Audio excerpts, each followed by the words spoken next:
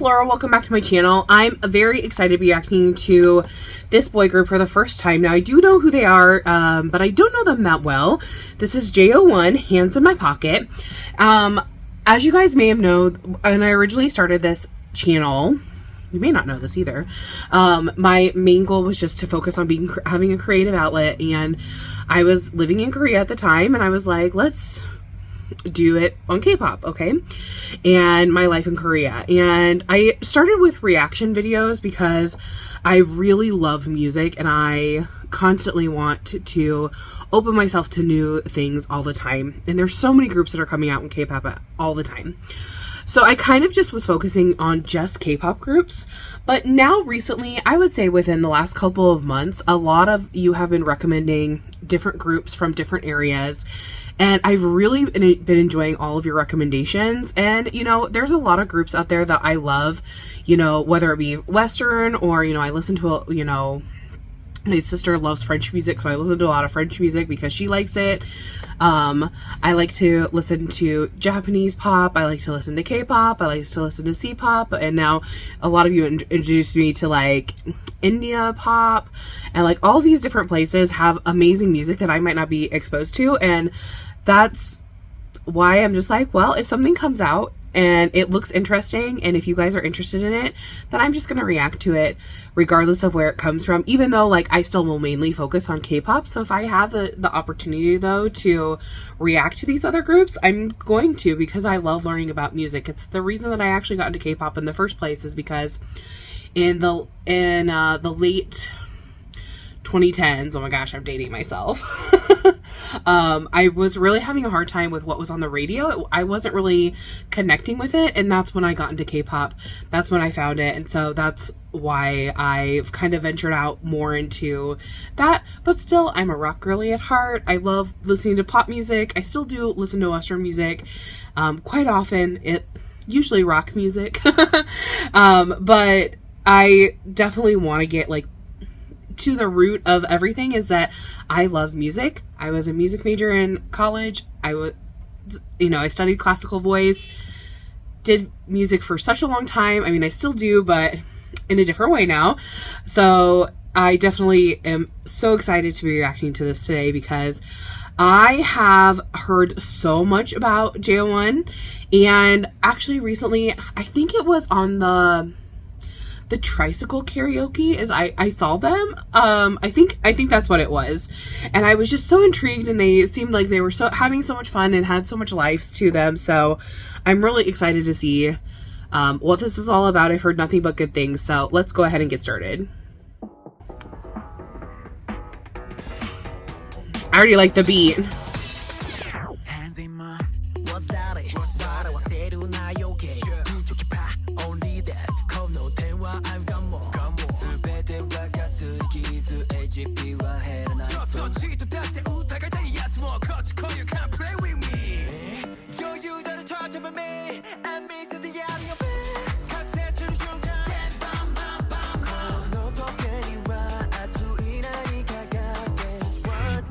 Ooh, good use of like silence.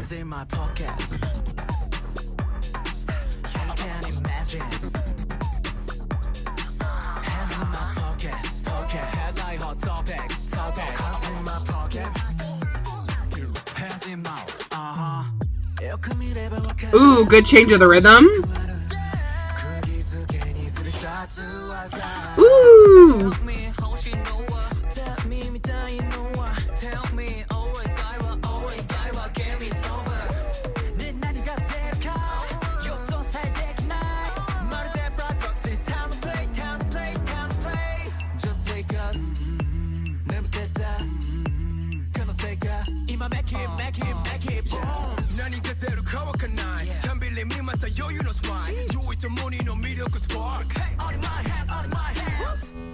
Ooh, I love that.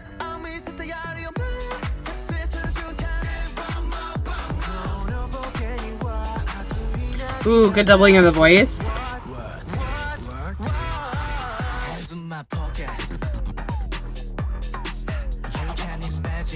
Ooh, that was kind of glitchy. I liked it.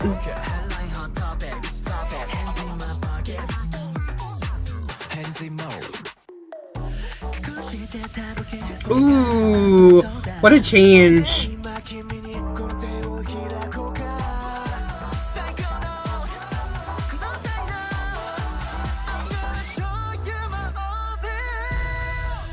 Ooh, that was a change.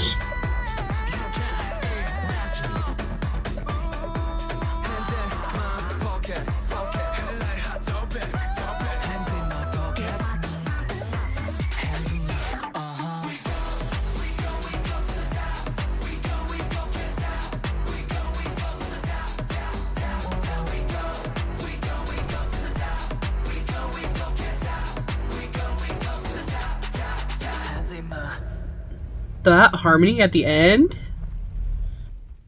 and I love how it just ended with hands in my and it didn't finish the sentence. It was great. Okay, so I enjoy this. This is so good, so fun, so energetic, so much happening. I have to point out that I think I've been noticing this with the Japanese boy groups that I've been reacting to recently. I feel like they have a lot of times where they do a lot of harmony, which I really enjoy. It's something that's a little bit different from K-pop. Obviously, K-pop artists still do harmonies and things like that, but I feel like actually J-pop artists, they focus on it a lot more. I don't know, you guys have to correct me if I'm wrong, because I'm not a huge into the scene yet. I mean, I do know quite a bit of artists, but that was like from a long time ago when I used to listen to a lot more J-pop, and now I feel like I'm just rediscovering it again. And the choreo is definitely more intense than it was, you know, back when I first started listening to K-pop and J-pop. And also the MV production is higher. So tell me if that's something that's like a new occurrence. Is it just something that I kind of missed? Because previously, like, a lot of Japanese songs we weren't really able to access because we didn't it wasn't allowed. So, you know, now we have like VPNs and things like that, you know, so that we can see the music videos and things like that. But in the past, we like didn't have that. They got blocked, or, you know, you only saw like half of the MV or things like that. So you guys kind of have to fill me in on this. And from my understanding, these guys debuted back in 2020. Is that correct? And they were from the Produce 101 series in Japan. So are they not a temporary group? Are they more like what happened with Idol School, like from Miss Nine, where they like were created to be a full-time group? Or have they just extended their contract longer? Because I don't know, since I haven't watched that variety show. I'm not sure. I actually even Boys Planet 2 I stopped watching. I just didn't have time to like keep up with it, so I definitely need to get back into that and see what'll happen with Boys Planet 2. But so I don't really know all of the differences between all of the different produce series, so I'm really curious, you know, as far as for this one, like, were they meant to be a short-term, a long-term group, or did they just re-sign? So I'm really curious, but definitely I understand the hype. I love seeing this. It had so much to it, and I really want to react more to them. So if you guys have any recommendations for me, or if you want to give, like, you know, talk about the members more, anything down below, give me any information on them, I would really love that and appreciate that, because like I said, I'm so excited. They did such an amazing job, and now I'm like, let's learn more. Tell me what you guys thought. Did you love it? Did you hate it? Who is your bias in JO1? And I'll see you in the next one. Thanks for watching. Bye-bye.